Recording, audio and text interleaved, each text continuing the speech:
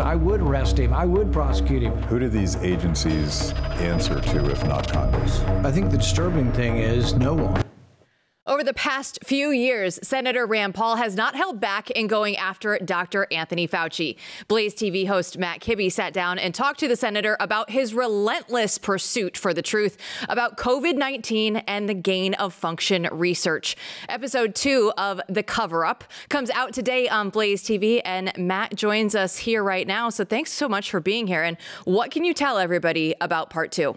Well, it furthers my obsession with this subject, and what Rand Paul has done heroically is he's been the pit bull that's been demonized from day one, challenging Anthony Fauci, who is sort of this grandfatherly, we're all going to trust the doctor guy, who has been lying his shoes off this entire time because he's culpable in this mad science experiment, gain of function. And Rand's point is that the reason we have to expose Fauci is not just Fauci himself. I think he's pretty much been caught red-handed this time. But we need to know who Fauci's bosses are. We need to know all of the alphabet agencies that are doing this because they haven't stopped. They're doubling down. And Rand thinks that this is potentially a catastrophic problem for humanity if we don't fix it. And we do have a clip of Senator Paul saying that Fauci is a made man. Let's go ahead and take a look at that. Is Anthony Fauci a made man? He certainly seems to be protected. I think the Democrats, the reason the Democrats, I think, coalesced around him is that he represents government, and they think government is the answer to most things. And I think they don't want any attack on him as an attack on central planning or attack on government. But there's probably never been a guy that's been more protected in a way. He received $1 million prize while he was still a bureaucrat. He was being paid more than the president. He's being paid $450,000 a year. His wife gets over $200,000 a year. Together, they make about $800,000 a year. That's pretty good bureaucrat work, as far as I'm concerned. So yeah, I think he, in some ways, is a made man.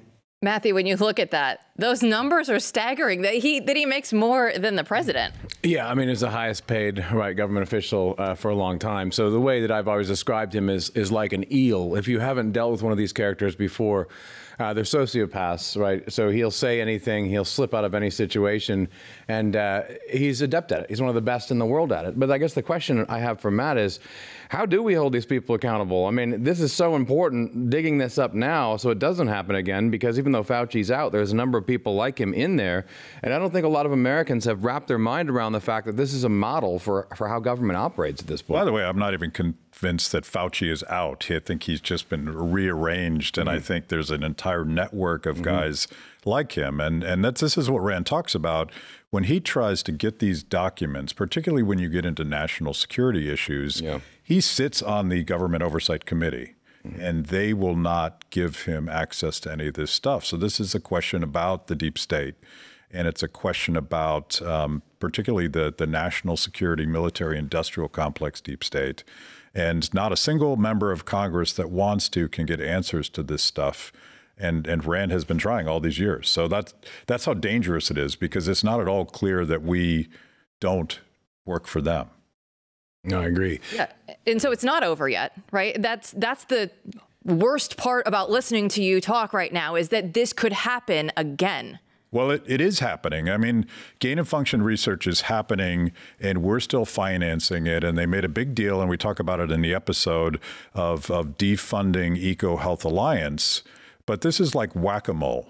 And there's an entire ecosystem of scientists and universities and government agencies that are feeding off of the crisis. So they almost have an incentive to keep it going, right? They're not. Why would they? Why would they stop? Why would they actually fix the problem? Why would they stop? And are we ever actually going to get to the bottom of COVID-19? And if you don't get to the bottom of what happened then, why would they ever think that they would need to stop? Right. I mean, this is this gets, like, I keep thinking about the Kennedy assassination and the way that we can't generations later get answers.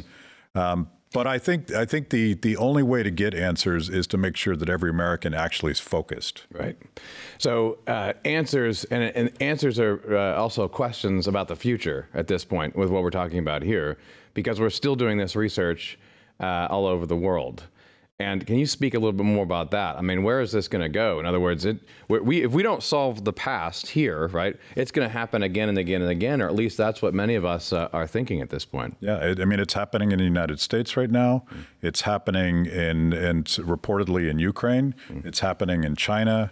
And, you know, we're partnering with a lot of the people that ostensibly would be the exact enemies that we would want to prevent from doing bioterrorism. That's sort of the irony and the tragedy of this whole project. But I think it's half sort of typical government greed, people feeding at the trough, power corrupts and all that stuff.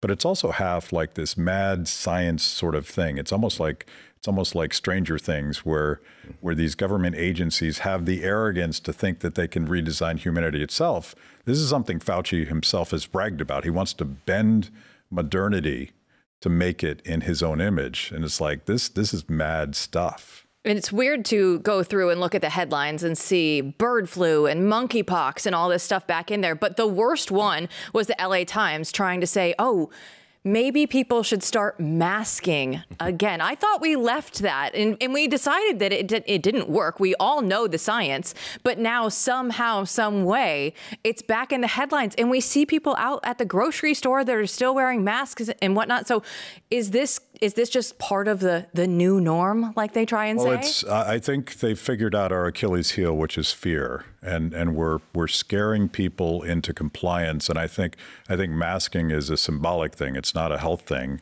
And they want you to do that so that you'll accept the next thing and the next thing. And this is why we have to talk about it. This is why we have to get people to understand that your government is doing things that are wildly dangerous, that are going to fundamentally impact your life and your family and your country. And the only way they're going to stop is if everybody demands that Rand Paul gets access to those documents.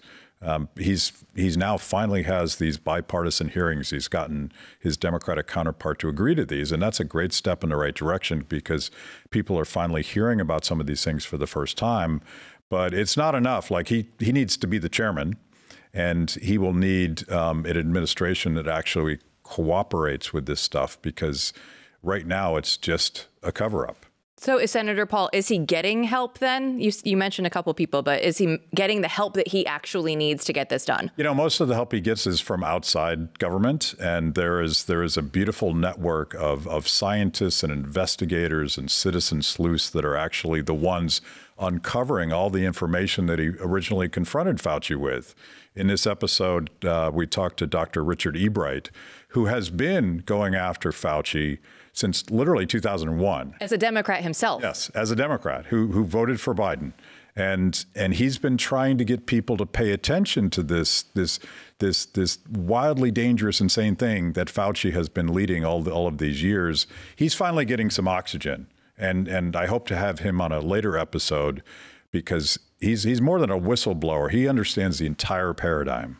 And the latest headlines, of course, everybody knows that Kamala Harris has named Minnesota Governor Tim Walz as her vice presidential running mate. And he didn't fare so well, though. He got in right before the BLM riots, right before COVID started. He didn't do very well, though, as the governor of Minnesota.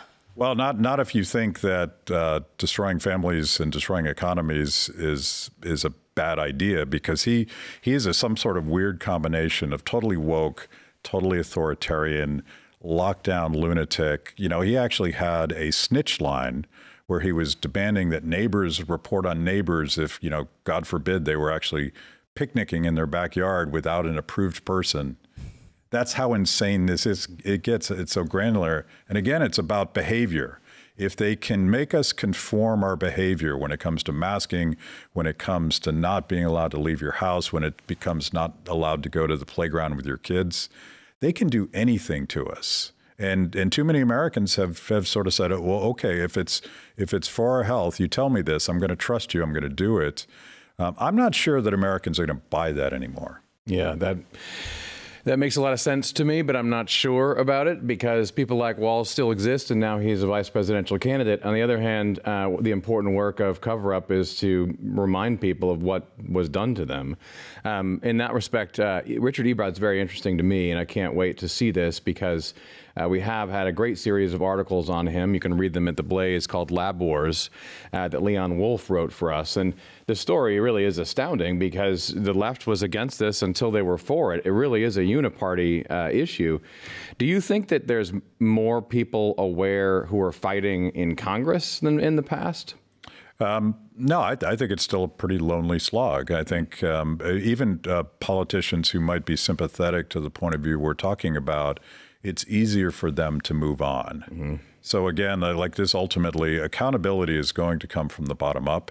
Accountability is going to come from informed people that insist that our government and government officials hold the bad actors to account. But more importantly, you know, the push that Ebright and Rand Paul are pushing for is basically fundamental restrictions on this kind of mad science gain-of-function research. And it's all so important, and we are very excited to watch episode 2. So Matt Kibbe, thanks so much for joining us here. Thanks for having me. And you can watch episode 2 of The Cover-Up on Blaze TV. Thanks so much, though, for joining us here. We'll be back with more right after this.